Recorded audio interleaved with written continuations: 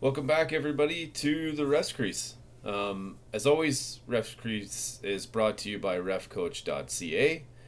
Check us out at www.refcoach.ca for all the tips and tricks you need to empower you to be better officials.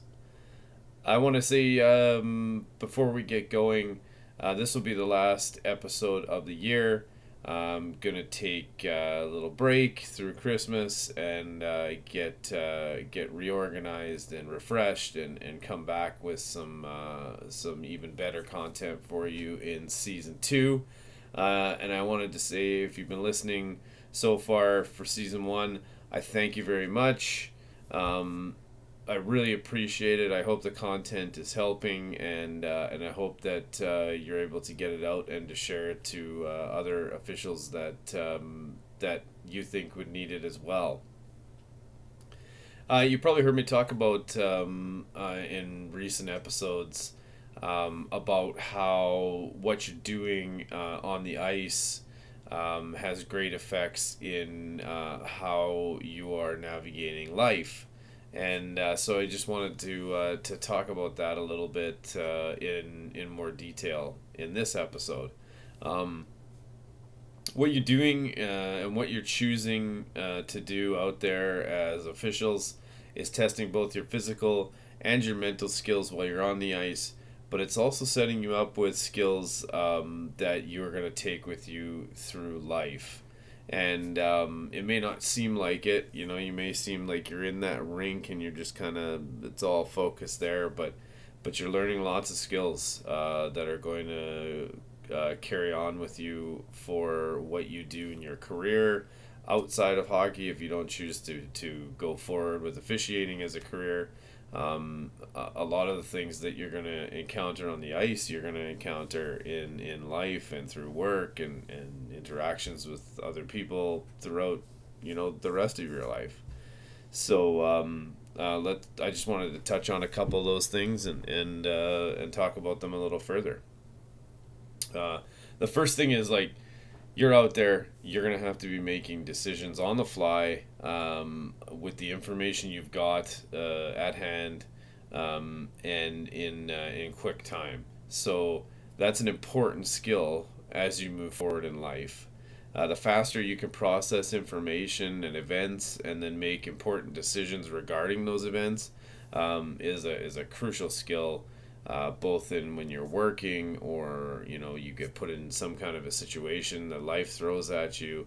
The quicker you can do those things, the better leader you're becoming. Um, you're learning to manage your time. You're learning to discipline yourself to be at games when prior to, so that you're ready. You're disciplining yourself in knowing the rules and then understanding those rules and how to call them. And discipline is everything. Everything that you do in life will require some kind of a discipline. And so, keep that in mind, and that's an important skill that you're learning, and it will move you forward in everything that you're doing. Um, Part of that going to tradition or to discipline is that you are part of a long-standing tradition. This game is 100 plus years old, and you are part of something that has been a part of the game for a long time and grown and evolved, and you continue to evolve it. It may not seem like it when you're in some rink, out here in the rural area, and it's a U11 game and um, tier three or something, and it's not looking like anybody there's going to the NHL or um, the caliber is there, but like it is part of this game, and you are part of this game, and that's important. Being part of a tradition is the key to our society and our species. Traditions build discipline, and there are things that are carried on through generations, and it's something that you may carry on to the next generation. I'm a second generation official. My dad refereed for a long time. We have roots going back into the NHL, and I'm carrying that on, and I'm proud to be carrying that on, and you should be too. So never discount that. You are part of something special, and you are building something special. Um, the next one, this is one I talk about a lot, conflict. You are going to deal with conflict in this game, and I'm going to give you a little tip. You're going to deal with conflict in your life. It's going to happen, it is inevitable. And what you're doing now is giving you skills to deal with that. It's showing you how to see things from other people's perspectives. It's teaching you how to assert yourself and be confident in your abilities, and when it comes to the ice, to your calls. It is an important skill, and managing relationships is everything in almost everything you do. So you are learning a great skill in doing that. It's something that you should be learning about, trying to hone all the time. It's something, if you sharpen it and you keep it at the forefront, you will be automatically more successful. So keep that in mind, because that one is going to happen to you whether you want it to or not. With that goes, you're learning the art of communication as well. You're learning to communicate with your partners and your team on the ice. You're learning to communicate with players and coaches. You are learning to communicate your calls. It's an important skill. It goes hand in hand with what we're talking about human relationships. Communication is everything, and the better you can do that, the better off you're going to be. All of this, whether you realize it or not, is making you a leader, and it's making you a better leader all the time. And so, whether you realized it or you didn't, doing this is showing great leadership. And that's going to be important moving forward, in your career, and in life. If you're a leader, people will follow. And the better that you can lead and communicate and do all of these things that we're talking about, the better you will be to those people that are following you. Take great pride in that, and take that very seriously. It's something that is very, very important.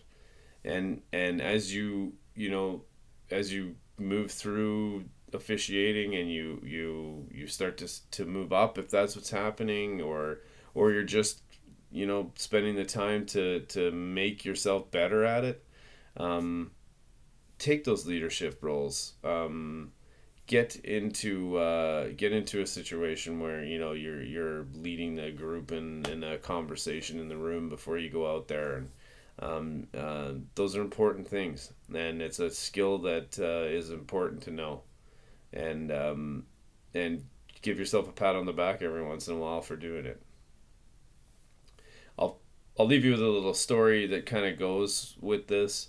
A couple of years ago, I was in a U13 tournament, I believe. We were working through official system. I had two younger linesmen. They were just coming up, didn't have a ton of experience, but we started to get into the game, and one of the linesmen got caught up in a situation with some players. They had fallen, and then they had slid into him, and then kind of wiped him out, and he got cut in the hand quite badly. and he didn't even realize it. We came to one of the stoppages. I noticed there was blood on his jersey, and I had asked him, "Is this your blood?" And he said, "I don't know." And then he put his hand up, and then we could see he was cut quite badly. I said, "We got to get that fixed. You got to get that fixed." One of the trainers from the benches, they said they had a kit, so he had to go off, and then he had to get repaired. And so at that moment, I turned to the other linesman and I said, "Okay, we're gonna have to go 2-man here for a little bit, two official." And he was not prepared for that. I don't know that he had ever worked a two official system. The look he gave me pretty much told me he didn't. So we had a moment. We got calmed down, and we just kind of analyzed the situation, and I said, just follow my lead, and just remember that you've just got to worry about the line now as well as making the calls. And if you're getting into trouble, I'll point you where you need to be, and we'll go from there. I went and spoke to both benches. I told them about the situation, and that my other partner lacks some experience in this, so to kind of bear with us a little bit. They were great about it. We went into the situation where we worked a two official system for a bit, and then we got our linesman back. It turned out at another point in the game that same linesman had to leave again to get repaired, and then we went back to the two official system again. But the point of this story, and the point that I'm making, is we had a great conversation in the room at the end of the game, and I said, "Look, this was a great lesson. This is what life can do to you. You can be going along just fine, all set up in your system of, your little comfort box, and everything is great, and then bam, something happens, and now you're thrown out of your comfort zone. You have a choice in that moment to take it and roll with it, or give up." That linesman did not give up.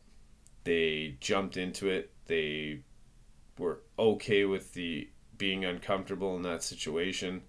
They had support from me, and they took that situation, and they did great at it. And it's just a great indicator that things that are going to happen to you on the ice are unpredictable all the time. No game will ever be the same, and it's going to force you to make decisions and do things to keep yourself safe, to keep the players safe, to keep the game fair. These are all things that you're going to have to do on the fly, and try to process these things quickly, and keep the game going. And that's life. Life's going to do that to you too. So know that what you're doing out there is going to help you on what you do outside the rink as well. And I hope that this helped you understand that, and kind of reignites the passion to learn this game, and excel at it, because what you're doing to excel at this game, you will do automatically to excel at life. So proud of everyone that's doing it. Keep on doing it. Keep on getting uncomfortable and putting yourself in those situations, because that's what breeds growth in life and in this sport. And I will see you next year. And have a good Christmas if you celebrate it.